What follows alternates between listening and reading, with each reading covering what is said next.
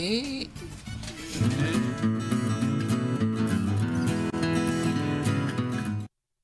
alam nyo, maganda yun, yung nahihirapan ka, yung mayaman, hindi pinapawisan. Masarap ang kinakain. Hindi makatulog sa gabi. Dahil maraming pera. Inaatake sa puso eh. Eh yung mahirap, pagod na pagod, mahirap maatake yun. Pawis ng pawis araw-araw yun eh. Kung mahirap ka rito, because He is God of justice, sa kabilang buhay naman, hindi ka naman mahirap eh. Pakinggan nyo ha, Lucas 6, versikulo 20, patuloy hanggang 25. Basa.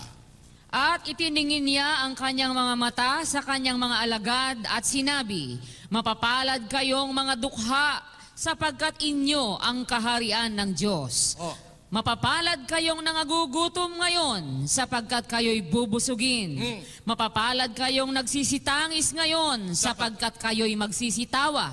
Mapapalad kayo kung kayo'y kapuotan ng mga tao at kung kayo'y ihiwalay nila at kayo'y alimurahin at itakwil ang inyong pangalan na tila masasama dahil sa anak ng tao.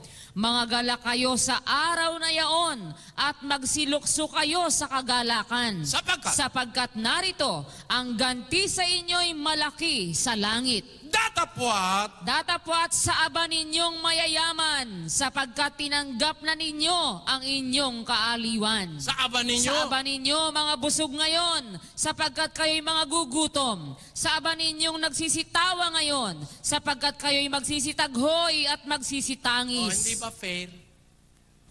Justice nga eh.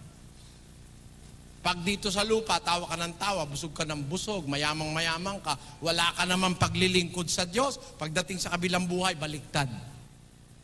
Eh dito, mahirap ka, nakilala mo naman ang Diyos, nagtiis ka. Pagdating sa kabilang buhay, okay ka ron. Fair ba? Hindi. Fair.